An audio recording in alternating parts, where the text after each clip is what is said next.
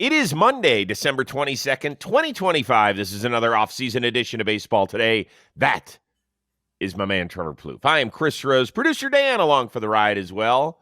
So I guess we're sticking mustache here through the holidays. Is that what we're doing? Are you getting ready for an acting role you didn't tell me about? I don't know what I'm doing. I think I'm over like the beard thing. People Uh-huh. told me with like the really clean shaven face, I look like I was 75 years old. So like I got to figure something out, Chris. I think this is like middle ground. Feels right for now. Okay. Yeah, it looks good.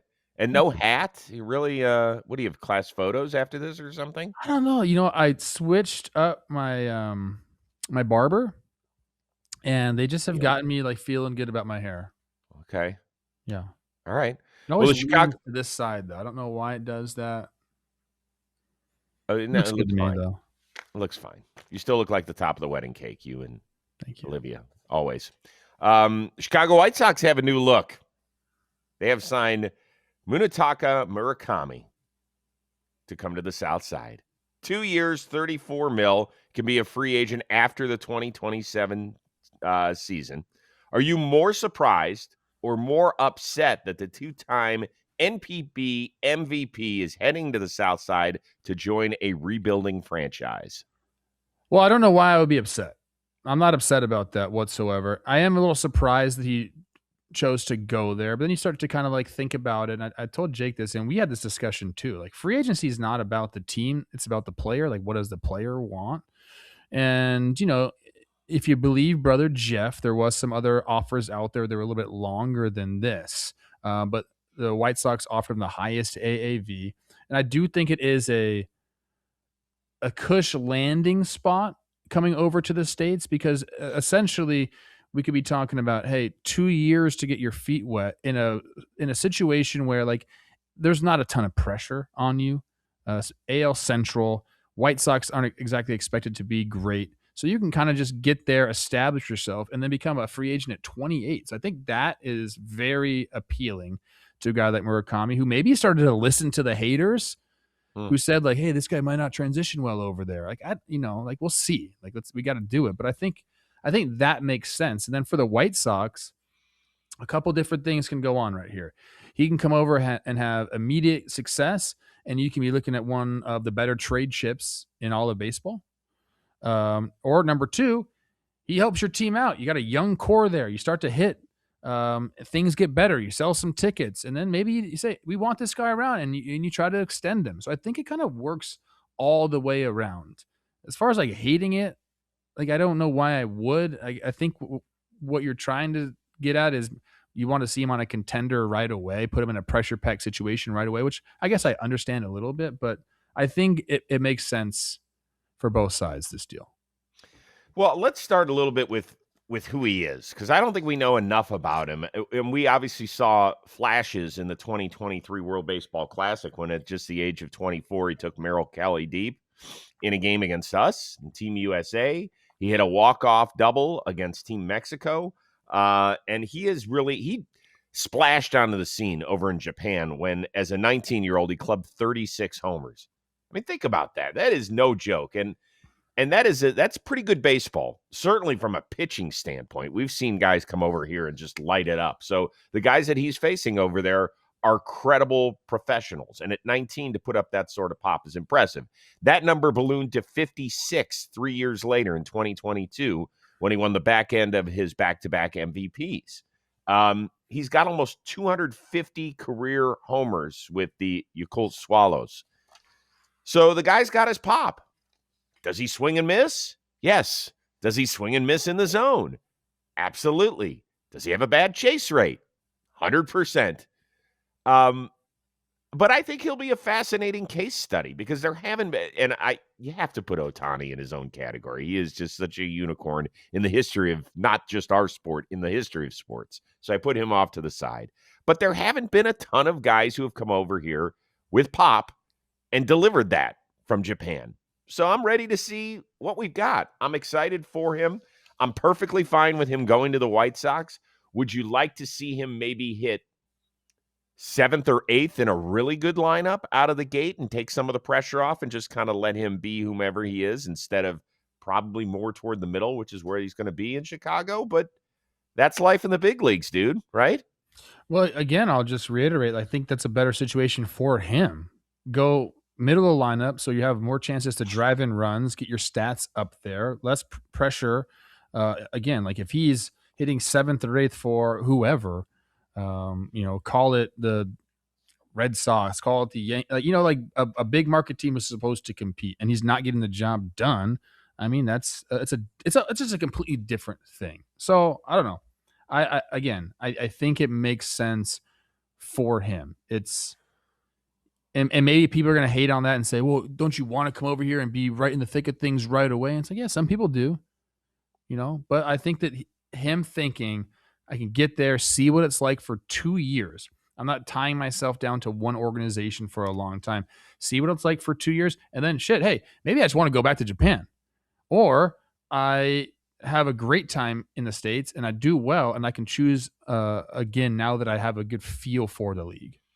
It reminded me a little bit about Yoenis Cespedes when he came over and he joined the A's. And do you remember when this happened? I mean, you were playing at the time, but we were all like, why the hell is he going to Oakland?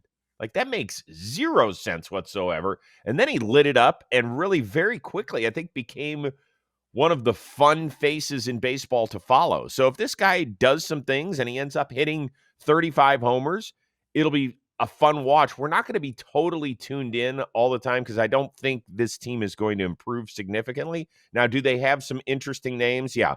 Montgomery, Teal, Caro, Miguel Vargas came over, in that trade a couple of years ago with the Dodgers. Chase Mydroth had a solid season. So they're putting some pieces together, and we know that they won the lottery to get the first pick in next year's draft. That's not going to mean anything for a couple of years at least.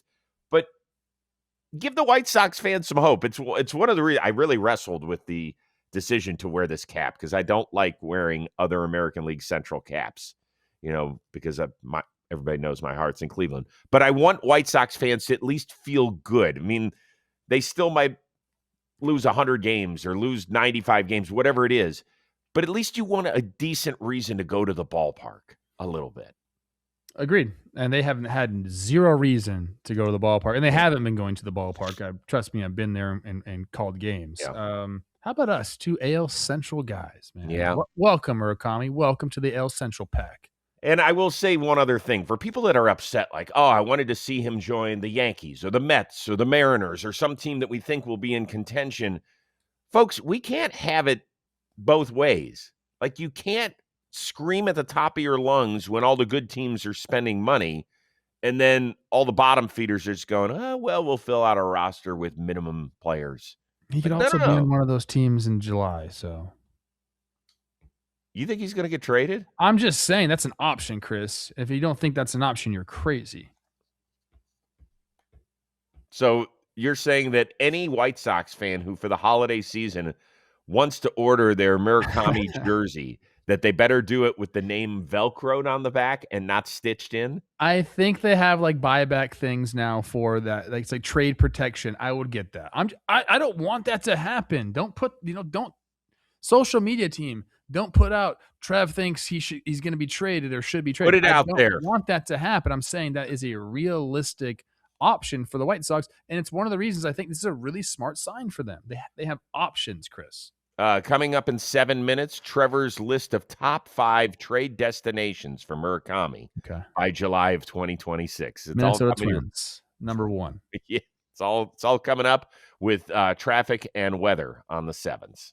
We can't wait for that. That'll be great. White Sox fans, how excited are you? Other teams that might have missed out on him, are you a little pissed off at your front office? I mean, 2 years, $34 million. I think I had him going to Seattle for 5 or 6 years in the free agency draft. I am a little bit surprised about the length of the contract. It does make sense when you say, all right, well, he can establish his value over here. We can see what he is for $17 million a season. Not a bad idea. But remember some of the numbers we were hearing at the beginning of this, like $160 million, $180 million, $34 million. That's a swing and a miss for the Yeah, prognosticator. I want to know like what those longer deals were. So if this was 2 years at 17 apiece, were we looking at like 5 years 50, stuff like that, like 5 years 60?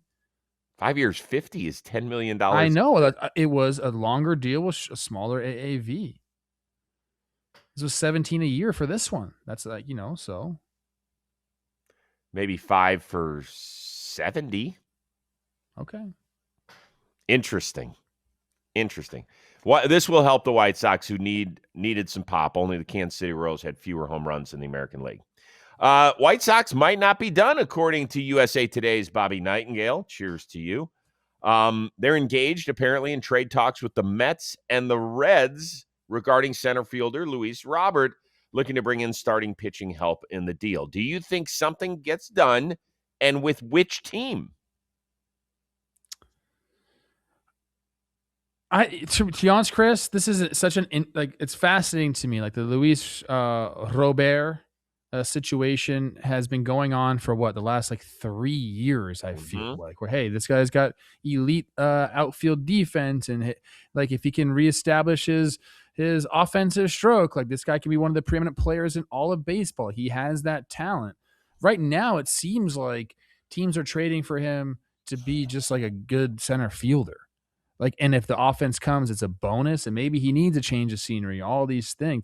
I just don't know what the package for him is going to be because, the teams that we're talking about, the Mets and the Reds, yeah, they have a lot of surplus pitching and good young pitching, controllable.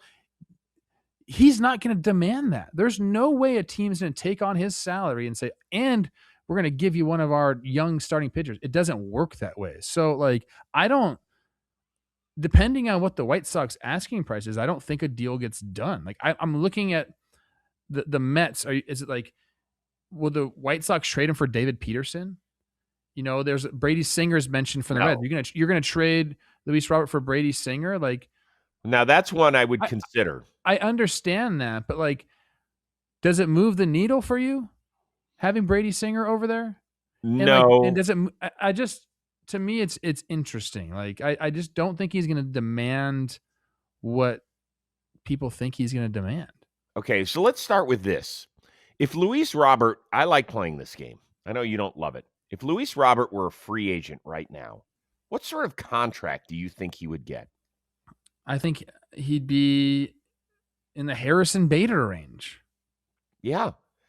For people who think we're nuts here, listen to this.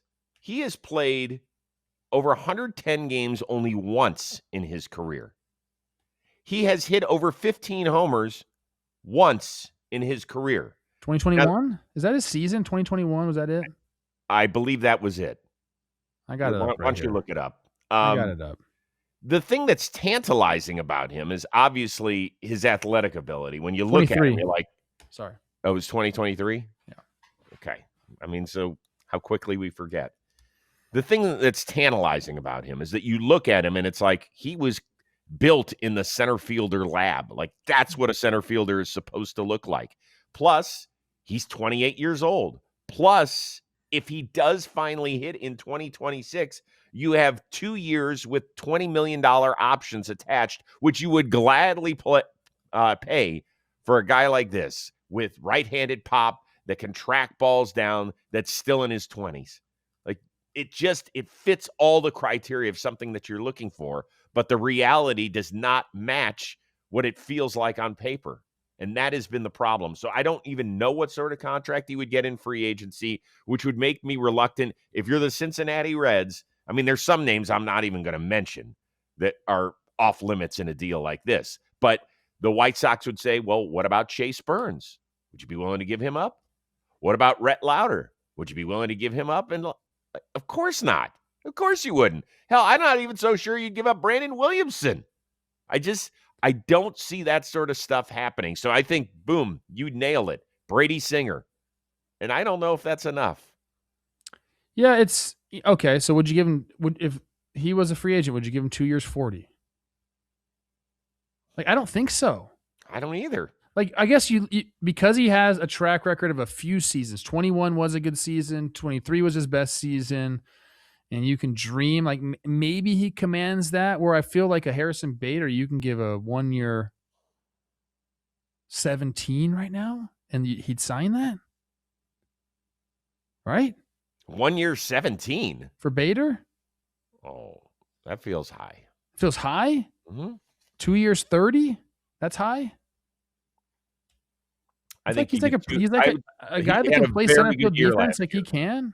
I would say 2 for 25 is probably where it would land. Okay, so you're laying like in the 12 to. I'm like I say 12 to 15 is maybe where I would go AAV. Okay, I'm not. And maybe Robert's a little bit above. Maybe. I don't know. I want a guy that I can pencil in. What did Bader make last year? I'm looking that up right now. I think he made 10 or 11. He's with my Twins. I should probably know that. Yeah, you should. I mean, you do the financials on top of everything else. So he signed a 2-year. It was a mutual option that he declined. Yeah.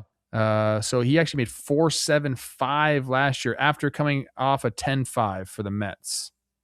What? So he got guaranteed last year 6.25. What a bargain. Yeah. Had a great year. Bargain. Huh. Well, I don't think I'm too far off then. No, I think you did it good. You did a good job. I think that's a substantial raise. I don't know. Luis Robert, it's fascinating because this game is starved for dependable right-handed hitting center fielders, and that's what you want out of Luis Robert, and he's everything except dependable in that sentence. He's a right-handed hitting center fielder. I don't know. So let's end the conversation with this. Opening day 2026. Luis Robert is wearing blank uniform. White Sox. I still think that the Reds pull the trigger on it. And I like the Brady Singer call. I mean, I would like that. It'd be fun to see him have a change of scenery. I think what they would do, the White Sox from that angle, is it gives you somebody that you can give innings to, which you desperately need on the South Side. And if he turns into something, you either try to extend him during the year, or if he has a great season and he wants to test free agency, he's going to get multi-year offers. Oh, once you get traded. Options. Wait, Brady Singer? Oh, I thought you were talking about Luis Robert. Sorry. I forget the rule about, we should look that up. If you get traded, can you get the qualifying offer? During the year, no. But what about before the year starts? Yeah, no, if you're traded, you can't get it. That's right. Yeah, the qualifying offer goes away. So now the Brady Singer component takes on a different, it's either you extend him or you let him walk after 1 year, which doesn't make sense for Chicago. So, all right, we're back to the drawing board for the White Sox. We're trying hard. Red Sox, here we go. Interesting. They have added some pop with the reported pickup of Willson Contreras from St. Louis. 3 right-handers, a pair of prospects, and Hunter Dobbins head back to St. Louis. Cards will also send $8 million to Boston to cover part of the $42.5 million remaining on Contreras' deal. The Sox were looking to add some right-handed power this offseason. Does this answer the call? Yeah, I think so. I mean, look, this is a tried and true right-handed stick, a guy that has a track record in the big leagues. I like it. This was not like really on my radar for the Red Sox, so I think that's a fun move in that regard. He had the no trade clause. I believe he earned an extra $1 million. He did to waive it. But yeah, to me, it seems like a really, really good fit. I just think like personality wise, I told Jake, I feel like I'd want him up in a big moment. Like I think that tracks. Again, yeah, the Red Sox needed a right-handed power threat, and is Contreras gonna hit 40 homers for you? No, but he's gonna have extra base hits, and he's gonna be a guy that can drive in some runs and a tough at bat. The bat speed is still there if you're questioning his age, so I think that matters. I don't know, man. This to me fits perfectly for the Red Sox. I still think with what they gave up for him, they still have plenty more if that's the route they want to go toward is as far as trade chips. They still have guys they can maneuver and move around. So I don't think they're done, but I think he fits in that lineup perfectly. How many times in Willson Contreras' career has he hit more than 25 homers? I think just once. None. None? None. Never done it. Okay. I think he will, as long as he stays healthy. I think he'll have a shot here in Boston. I like the pickup. Now, I think Boston fans are going to be a little disappointed because they wanted Pete Alonso or they wanted to trade for Ketel Marte, which I think probably is out of the picture now, that they don't want to go above a certain apron, and they've added money here with the Contreras deal. So and I don't think Alex Bregman's coming back either. If that is all the case, miss out on Alonso, Alex Bregman doesn't come back, and you don't trade for Ketel Marte, this feels like a consolation prize, although I think it's a pretty good one. I mean, I think you talked about a guy who wants the moment. I can tell you this from being around Willson Contreras a little bit. He's not scared of anything. In fact, it's quite the opposite. He scares the shit out of me. Like you're around him, and he's one of those guys, and he's a pleasant guy, but you are around him and you're like, God damn, like in a second, you feel like, I think he brings a certain intensity and aura. Like there's going to be some inside pitches to him in the American League East now where look out. Like it wouldn't surprise me if there's some bench clearing moments with him. Just saying. Yeah, no, I like it a lot, Chris. I truly do. I had something else I was going to go at right now. Oh, why do you think they're done as far as adding with him? I think big ads. Unless they do make another trade, but I don't know if the Ketel Marte is part of their equation now. I think they feel like they can figure out like Rafaela Gonzalez at second base. Rafaela goes back to the outfield on certain days. I think that they feel like this whole mixing and matching thing. I don't know what this means for Tristan Casas as well, who's trying to work back from a horrific injury. I think maybe they have gone, well, we're not, maybe he eventually becomes some sort of trade piece, but I don't, they also have Yoshida, who's a DH. I'd be all over Casas if I was an organization right now. The guy can hit. He has all the tools. He can freaking rake. You can't find guys that can just hit in the big leagues, and he's still young. I know he's coming off an injury. I would be all over him if I was a different organization. Yeah, you don't think he has a future in Boston, do you, based on this move? He could if they move Yoshida. I mean, that opens up a slot immediately for him. And Yoshida has what? Is it 2 more years on his deal, or is it 1 more? I believe so. I think this was year 3 of it, right? Of a 5-year contract. He has an option left. Casas does. So like they can have him in AAA. They can make sure he's feeling right and then make that decision. He can 100% have a future in Boston if they want him to. I'm saying if I'm a rival team or a different team, I'm attacking that angle, perfectly, immensely right now. So you don't think that this stops either Bregman re-signing or a Marte deal? I sure hope not. But it's easier to go out and get Bregman than to figure some trade out. Obviously, you have to convince him to come back, but I think he enjoyed his time there. He fits your clubhouse. He's kind of like the guy you need back in your clubhouse. So I don't know why it would. It's not like they don't have room for him all of a sudden because they signed Contreras. It's called this. Money. And the Boston Red Sox we're talking about. Well, did you not read the quote a couple of weeks ago? I think it was within the last 2 weeks that, God, I forget. Somebody can write it in the comments section. Somebody put it in one of their reporting pieces that an unnamed agent said that the Red Sox have gone extremely conservative when it comes to free agency. That they really draw the line and they treat themselves more like a mid-major than a big market, more than anything else. And all it takes is somebody to say the right thing, and Bregman's a Red Sox. Like they can afford it. Now, whether they want to continue to do these things, a lot of times I feel like those quotes get put out into the press as leverage. That, hey, we're actually not really spending. We're not trying to do that. Instead of saying, yeah, we're ready to spend on anything, then agents are going to come to you with, massive first offers. Like I think you present yourself as that because it's a leverage play. If the Red Sox want a player, they can still go out and get a player. Okay, but what moves have the Red Sox made recently that makes it feel big player-ish? Like the Blue Jays have done it. The Yankees have even scaled it back this offseason, but they have done it obviously in years past.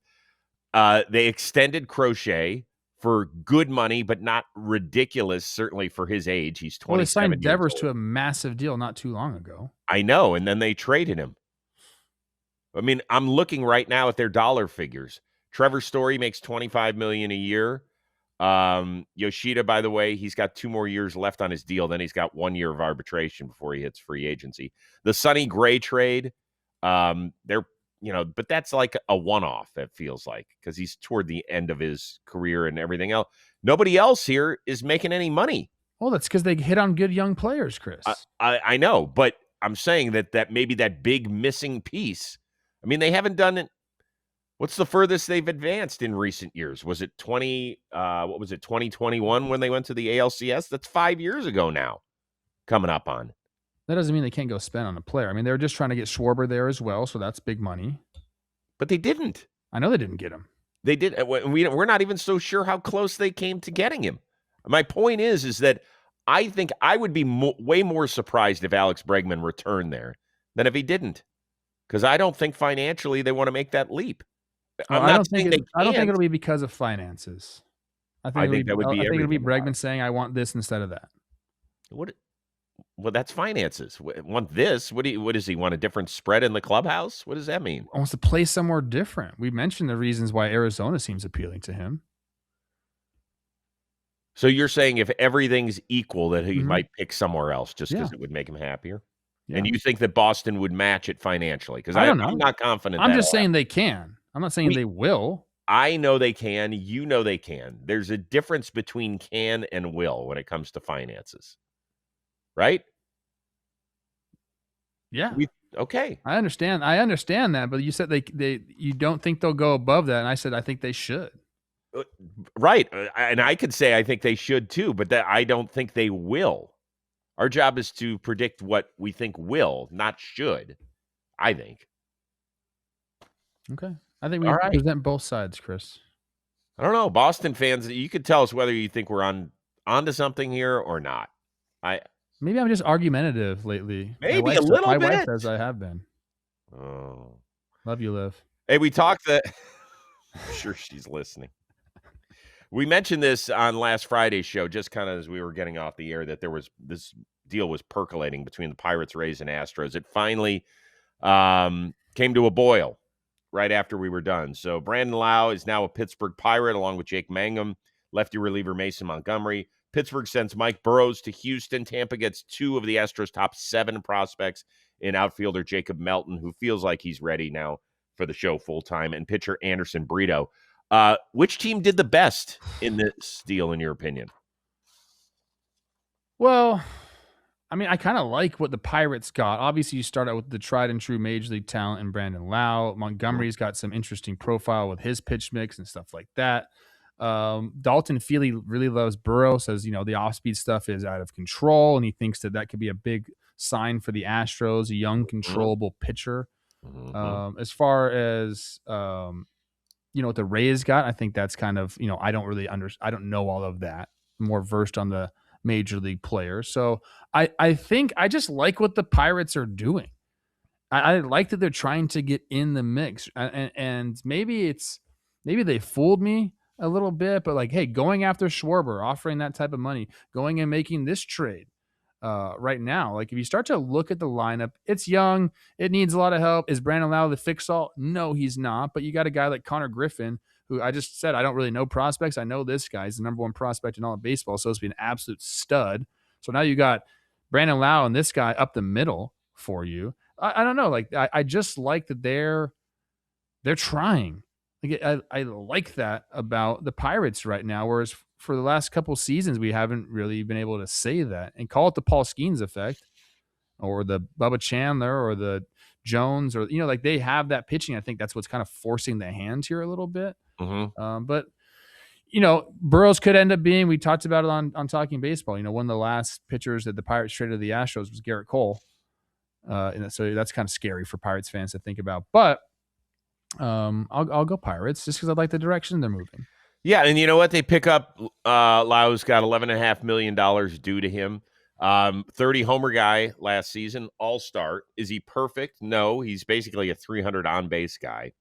He was also he does not hit lefties. He was sub 550 in the OPS category against left-handed pitching last year, so he's going to see a lot of that later in games.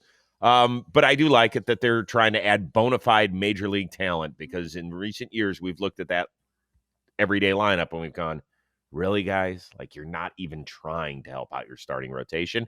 And here, Paul Skeens, when he trots out for opening day, will look behind him and say, hopefully serviceable major league lineup behind me, which is cool. For me, I think it's all about Burrows. I think he is a fascinating and smart pickup for the Houston Astros. We talked about the controllable pitcher angle. They need somebody behind Hunter Brown, because he is the only guy returning to that starting rotation, unless Framber resigns, which I don't think he will, that will have pitched 100 innings last year for that squad. So they need somebody to get back there and fill out this rotation, and I think that he is a very, very good candidate to do that. The massive amount of control is enormous for a team which I'm not going to say they're in transition, because I don't believe that at all about the Houston Astros, but I think they're really kind of trying to rework things on the fly. You know, for years, they had this system figured out. We'll let big guys walk, and we've got somebody else to fill their shoes, whether you like it or not. We think that 85% of a player, when we're paying somebody 40% of what that person is going to get in free agency, is a win for us. I don't think the Astros have it all figured out right now. And losing Framber, as nuts as I think he is, and as much of a pain in the ass as I think he is, you could rely on him every 5 days. So I think the Burrows part of this is big for Houston. That's where I sit. Yeah, he's got the arm talent. A couple of pitch mix changes here and there, a couple tweaks. You know, you can see him really turning into something. I agree with that. The Rays, we didn't even talk about them, but they were busy with Baltimore with the fun interdivision deal, sending Shane Baz to the O's for 4 prospects and a draft pick. The prospects include a pair of first rounders from last season. Does this feel like too rich a package for Shane, who has yet to have that wow moment in the show? It depends, because he has had, I would say no. He's had success at the big league level, and I think there are some things, again, when we talk about pitchers like this, it truly is about what the organization feels like they could tweak. And for a guy like Shane Baz, last year he started throwing this cutter that just wasn't a really good pitch. So maybe he just takes that away, goes back to the slider, and kind of figures that out. Like, it's could be as simple as that. And the Orioles are just saying, hey, like we know we could fix this guy. He has the stuff, Chris, and he's got years of control. Again, like a decent track record. That curveball is filthy. Like, he has the ability to do it. One of the first rounders you're talking about going back, who we just like had a great time talking about on Talking Baseball, is Slater DeBrun. Mm-hmm. Hasn't even played professional baseball yet. Like, that's hilarious to me. So, like, who knows? Like, maybe it'll be the worst trade in the history of trades. I don't know. But the Orioles needed starting pitching, and I think they got a guy who you can count on. Whether he's going to be a 4 or 5 starter, or he can be an ace. Like, I think he has that type of stuff. I think he can do that. Are the tweaks going to be there? Is this an organization that can get it done? I guess time will tell, but they addressed the need and went out and got it. So I like it for the Orioles. So the Orioles have had I think the most fascinating offseason of any team, right? Yeah. It started with the Grayson Rodriguez. Why are we giving up a guy who's got 4 years of control left for a guy who might walk in Taylor Ward after one season? It continued on with Ryan Helsley deal, who, you know, if you trade for St. Louis, Ryan Helsley, you're like, hell yeah, 2 years for that arm, I'm taking it. If you're trading for 2 months of New York Mets Ryan Helsley, you're like, what the hell are we doing here? And now you're taking it's definitely not a flyer on Shane Baz. He's got 3 more years of control. And I feel it wouldn't surprise me if he gets the ball on opening day. Like, his stuff is that good. I think Trevor Rogers might have something to say about it, or Bradish, because now it gives him a pretty credible top 3 in their rotation this year, which is something you exactly need in order to compete in this division. They go out and sign Pete Alonso to a $155 million deal. Like, they have been interesting. We have begged Mike Elias to do some things, and he has done some stuff. Now, he didn't get rid of any of the prospects in this deal that we've been talking about for years, some of the guys who are now contributing at the major league level, but at least he did something. He has taken a big swing here, and I think it's one worth taking, in part because I think Baz got bit by the Steinbrenner field bug down there in Tampa. I mean, he did not pitch well in that minor league ballpark. 18 of the 26 homers that he allowed came there. I'm not going to say that it's going to totally change his game, but it's going to have an impact on him, I think, in a positive direction. And that could have been just it on that cutter. I mean, slugging was a 598 on that pitch last year, and it could just be guys poking it out to right field at that, So I'm in on the Shane Baz move. I like the Orioles, what they've been doing, and Chris, they still have money left. Their payroll's $20 million under what it was last year. Yeah. So guys like Framberg, guys like Ranger, these guys are still in play for them. They should be. Yes. They should be. I mean, they really. These young guys in their lineup, it's time. It's time to expect. Yeah, it's time. Or you could just do the Shador. It's time. Oh, yeah, I watched Shador. I watched the game yesterday. There you go. The only thing about Shane Baz, his beard is so blonde it freaks me out. Okay. Dan, can you get some video or a picture up of him, please? I feel like you're beard shaming right now. You've shamed me, and now you've shamed Shane Baz. I'm not trying to. Well, that it looks much darker. What are you doing? Don't put him over me. That's not freaky to you?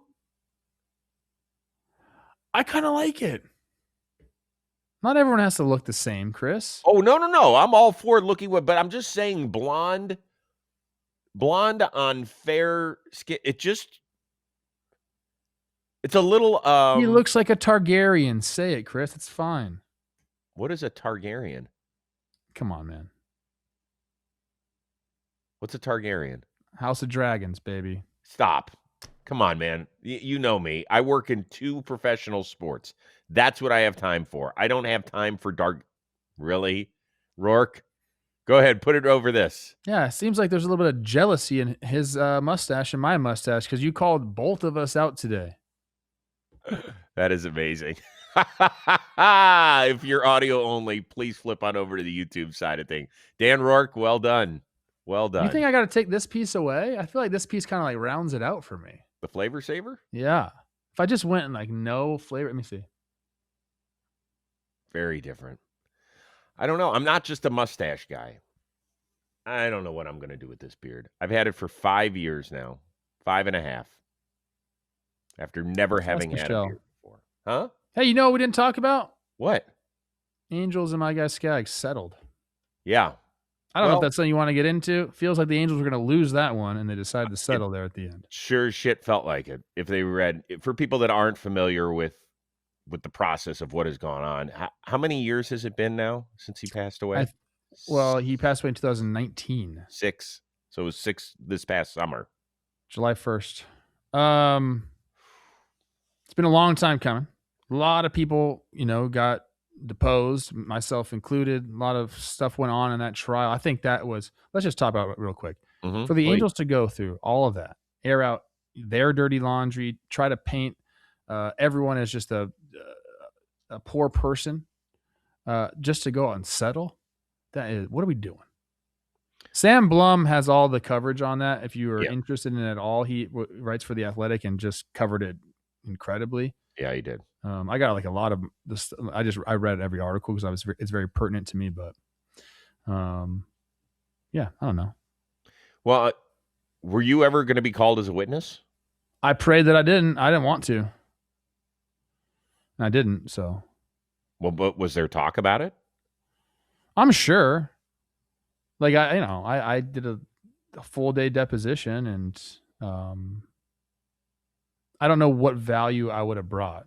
Yeah. To eat. I mean, for the Skaggs side, sure, because I can talk glowingly about Tyler because that's how I knew him. Right. But for the Angels side, they wouldn't want me up there. Well, it's a heartbreaking story.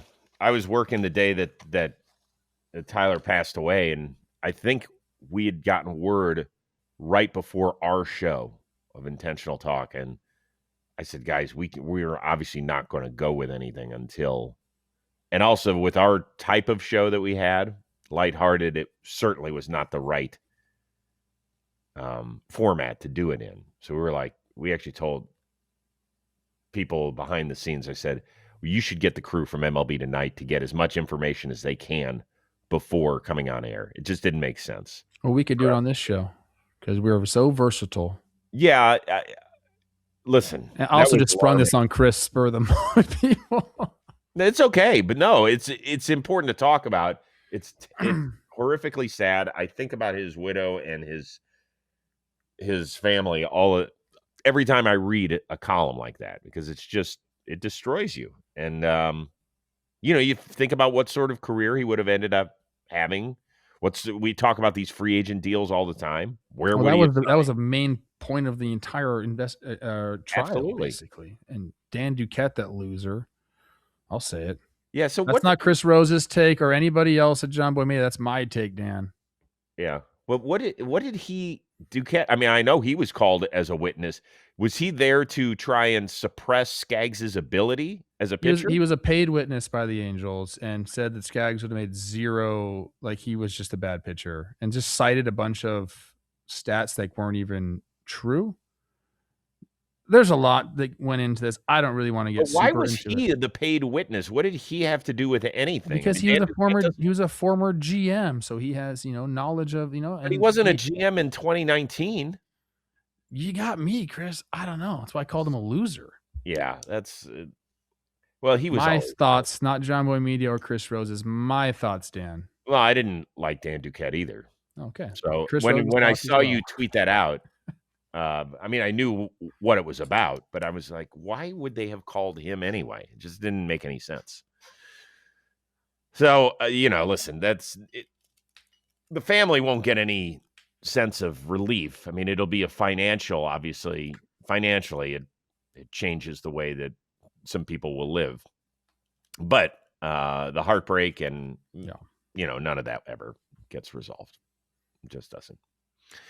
With that being said, let's take a deep breath. As long as there's no big trades or free agent signings in the next 48 hours, this will be our last show before the holiday. And then we will be coming back next week, and then we'll get ready for New Year's. And then we're going to hit the ground sprinting after that, because hopefully scary. Once that calendar flips, Chris. Yeah. I don't even want to go over our February schedule with you, but it's going to be a lot of fun. It's going to be a lot of fun. Holidays, I hope that your kiddies have a really fun time. Thank you. You as well. Okay. Yeah, well, we did our 8 nights of Hanukkah, so that was cool. But we get together, Michelle's family, not Jewish, so we get together for did Brady and Josh get a Christmas present as well? I mean, they'll get something from that side. Envy. I'm telling you, all my friends I grew up with celebrated both Hanukkah and Christmas. It's like a thing in the Valley. Can I tell you this? When you're in your 20s, like our boys are, they get, money and call it a day. Love that. Yeah. Cash is great. Oh, yeah, it is. I wish I got some too. Everybody have a wonderful, happy, healthy holiday season. We are thankful for the community that we have built here. We love it, how much you interact with us, even if you disagree with us, even if you think we drive you nuts, even if you think we don't know what we're talking about, that's perfectly fine. We get to share space with you. It's pretty darn cool. It really is. So maybe we'll see you later this week, but we're not so sure. A Merry Christmas as well to our one-of-a-kind producer, Dan Rourke, the uber-talented, mustache-wearing Trevor Plouffe. I am Chris Rose. We will see you soon again here on Baseball Today.